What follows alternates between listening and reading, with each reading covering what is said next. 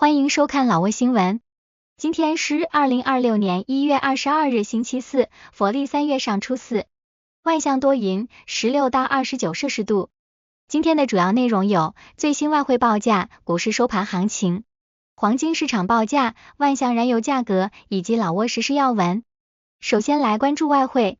根据老挝外贸银行最新公布的今日外汇价格，美元的银行买入价为21334基普，较上一个交易日下跌30基普，跌幅 0.14%。泰铢的银行买入价为681.22基普，较上一个交易日下跌 6.14基普，跌幅 0.89%。人民币的银行买入价为3044基普，较上一个交易日下跌16基普，跌幅 0.52%。再来关注股市行情。根据老挝证券交易所最新收盘报告显示，昨日老交所综合指数收于 1269.64 点，较上一个交易日上涨 2.06 点，涨幅 0.16%。开盘 1268.5 点，最高 1282.5 点，最低 1253.58 点。成交量587100股，成交金额1162837500基普。成交量最高的股票是外贸银行，收盘价1860基普，交易量328800股，其次是中老证券和老挝电力。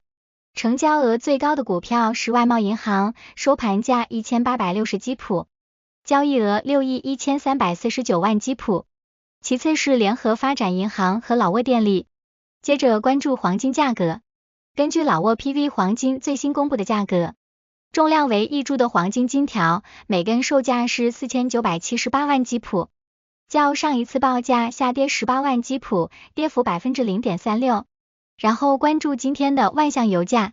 今天万象10个加油站执行1月21日老挝工贸部公布的燃油价格，柴油每升18840基普，普通汽油每升22130基普，95号汽油每升25610基普。相较于上一次工贸部公布的燃油价格，本轮调价柴油价格上涨380基普，涨幅 2.06%， 普通汽油价格下跌130基普，跌幅 0.58%， 95号汽油价格下跌130基普，跌幅 0.51%。接下来一起关注时事要闻。1. 第13届东盟残疾人运动会在泰国呵勒府隆重开幕。1月20日，第13届东盟残疾人运动会在泰国呵勒府开幕，老挝田径选手本佩特提达担任旗手率团入场。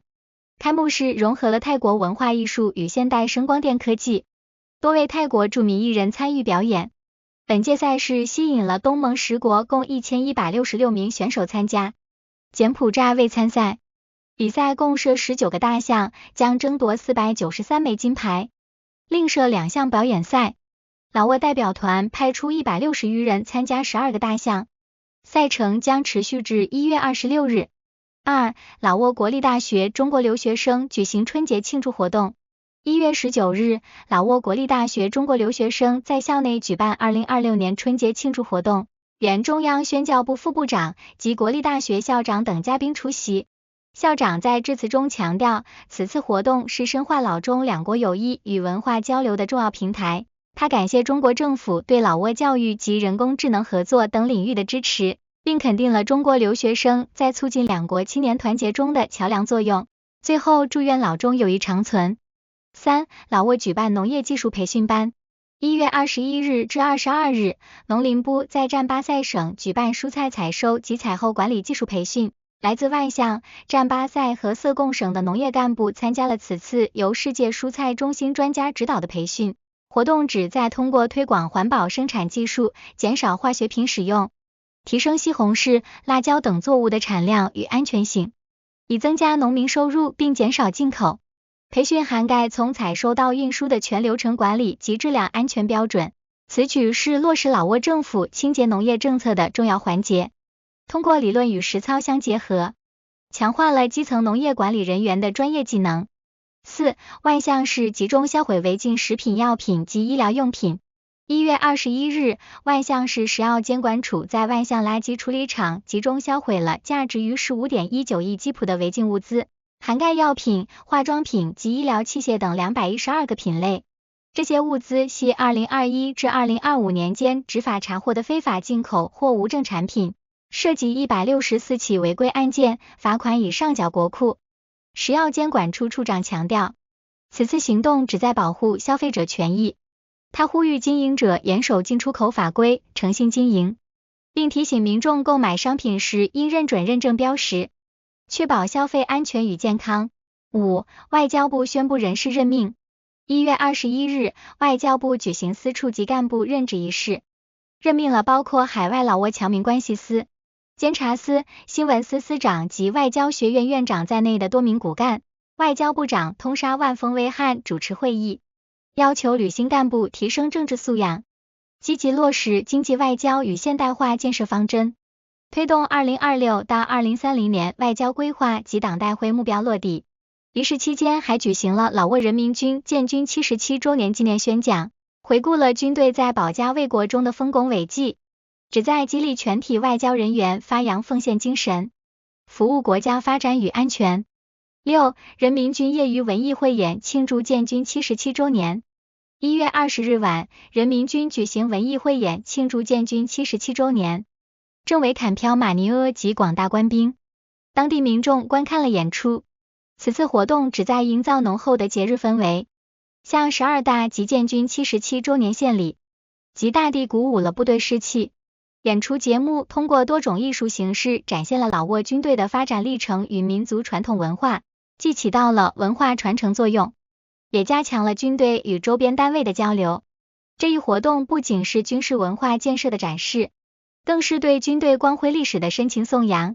7. 松纳武里县副县长调研督导会马药桥建设工程。1月20日，松纳武里县副县长奔拉纳万纳拉实地督导纳尔松塞村自建的会马药桥工程，并代表县政府捐赠水泥、铁钉等物资。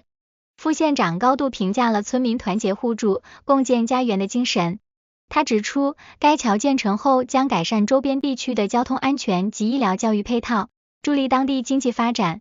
此外，调研组还与区管委会商议了关于筹资维修纳棚村另一座桥梁的计划。通过此类基层项目，旨在进一步夯实农村基础设施，提升民众生活水平。8. 万象2名男子在出租房偷窃摩托车后潜逃。1月20日晚，2名男子在万象市塞塔尼县帕考村一出租房行窃，作案过程中被邻居发现并追赶，两贼因缘骑乘车辆爆胎，被迫将其遗弃路边，随后骑着偷来的红色摩托车逃离。被缴获的作案车辆为一辆无牌红色摩托车。目前受害者已报案，警方正展开追捕，呼吁知情民众积极提供线索。